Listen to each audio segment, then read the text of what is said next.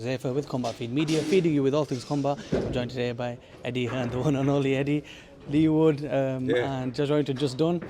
I actually interviewed Josh Warrington about just over a month ago, and he expressed his frustration about why the fight's not happening, saying he's done everything he can.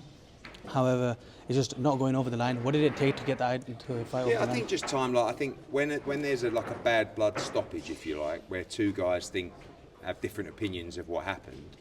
Leigh Wood's going, excuse my language, fuck you, I ain't giving you the rematch. And Josh Warrington saying, you're a bitch, and then it just, they just sort of grow further apart. So I'm trying to make the fight. I paid both guys very well in the first fight, maybe too well. I hate saying that because they deserve everything, but then Leigh Wood wins, he goes, well, I want a load more money for the rematch, I just won.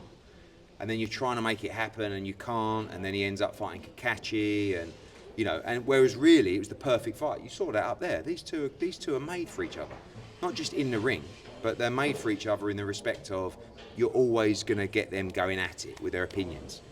And now February 21st, you get a blockbuster fight in Nottingham, sold out arena, and a really good all British matchup. Definitely. I actually quickly wanted to ask you about the Devin Haney fight as well. I know there's been a lot of backlash regarding your comments about the fight.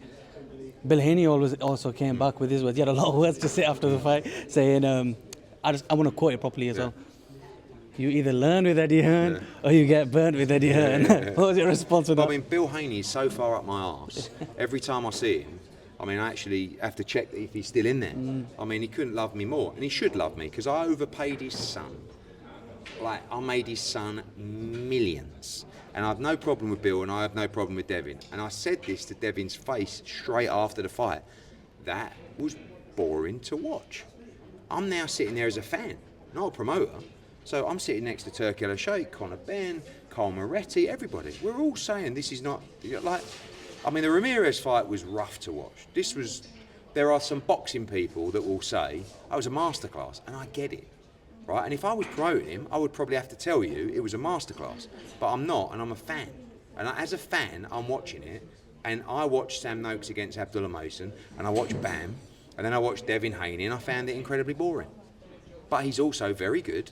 He's very skilled. He's tough to beat, and he's a 3-division world champion.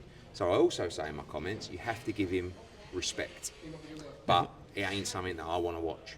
Yeah, I guess that's fair. Lastly, we've got the Ben Whittaker Gavazi fight. A lot of ratings for Gavazi in this. I'm Germany are actually saying that this isn't. I've been getting a lot of DMs from Germans who I know going, this kid's decent. I'm like, well, good, I think. But look, Ben is a world-class talent. He's only had 10 fights, but I believe you'll see him shine on Saturday. Definitely. Eddie, thanks so much for your time, sir.